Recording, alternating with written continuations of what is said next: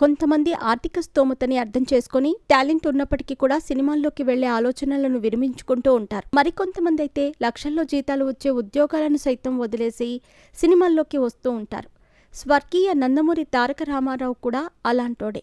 ఆ రోజుల్లో ఆయన ప్రభుత్వం ఉద్యోగం చేసేవాడు. కొంతమందికి సినిమాలంటే మామూలు పిచ్చి ఉండదు. చిన్నప్పటి నుంచి తమ అభిమాన హీరోలను హీరోయిన్లను చూసి తాము కూడా అలా వెండితెరపై కనిపించాలని తాపత్రయపడుతూ ఉంటారు. కొంతమంది ఆర్థిక స్తోమతని అర్థం చేసుకుని టాలెంట్ ఉన్నప్పటికీ కూడా సినిమాల్లోకి వెళ్లే ఆలోచనలను విరమించుకుంటూ ఉంటారు. మరికొంతమంది అయితే లక్షల్లో జీతాలు వచ్చే ఉద్యోగాలను సైతం వదిలేసి సినిమాల్లోకి వస్తూ ఉంటారు. స్వర్గీయ నందమూరి తారక రామారావు కూడా అలాంటివారే. ఆ రోజుల్లో ఆయన ప్రభుత్వ ఉద్యోగం చేసేవారు. ప్రభుత్వ ఉద్యోగం అంటే ఒక వరంలాగా భావించవచ్చు. రిటైర్ అయ్యాక కూడా డబ్బులు కూర్చొని సంపాదించవచ్చు. అలాంటి ఉద్యోగాన్ని వదిలి ఆయన సినీ రంగంలోకి వచ్చి రిస్క్ చేసి సక్సెస్ అయ్యారు. నేటి తరంలో కూడా ఉద్యోగాలు వదిలేసి సినిమాల మీద అతి మోజుతో ఇండస్ట్రీలోకి వచ్చి సక్సెస్ అయిన వాళ్ళు ఉన్నారు. అలాంటి వారిలో ఒకరి గురించే నేడు మనం మాట్లాడుకోబోతున్నాం. అతని పేరు వడ్లమణి శ్రీనివాస్. ఇతని పేరు చెప్తే ఎవరూ గుర్తుపట్టలేరు, కానీ ముఖాన్ని చూస్తే ప్రతి ఒక్కరూ గుర్తుపట్టగలరు. చాలా కాలం నుంచి అనేక సినిమాల్లో క్యారెక్టర్ రోల్స్ ద్వారా మనకి కనిపిస్తూ ఉంటాడు.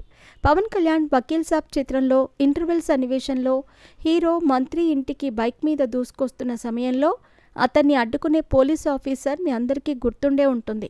ఆయనే శ్రీనివాస్.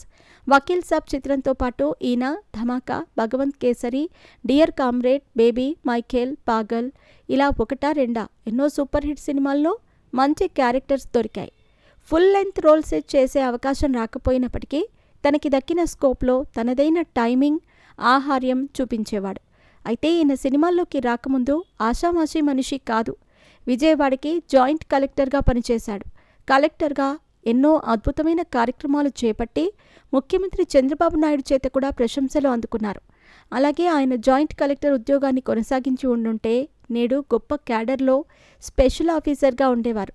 జాయింట్ కలెక్టర్గా పనిచేస్తున్న రోజుల్లో శ్రీనివాస్ నెలకు ₹1,00,000 జీతం అందుకునేవారు. సినిమాల మీద పిచ్చి, వ్యామోహం, ఇష్టంతో తన ఉద్యోగానికి రాజీనామా చేసి మరీ సినిమా అవకాశాల వేట కొనసాగించారు. ప్రభుత్వం నుంచి కాస్త పలుకుబడి ఉండటంతో ఈయనకు సినిమా అవకాశాల కోసం పెద్దగా కష్టపడాల్సిన అవసరం రాలేదు. సినిమా అవకాశాలైతే వస్తున్నాయి, కానీ ప్రేక్షకులు ఇప్పటికే మర్చిపోలేని ఫుల్ లెంత్ క్యారెక్టర్ కోసం చాలా కాలం నుంచి ఎదురు చూస్తున్నారు. మరి ఆయన ఎదురుచూపులకు తెరదించే డైరెక్టర్ ఎవరో చూడాలి.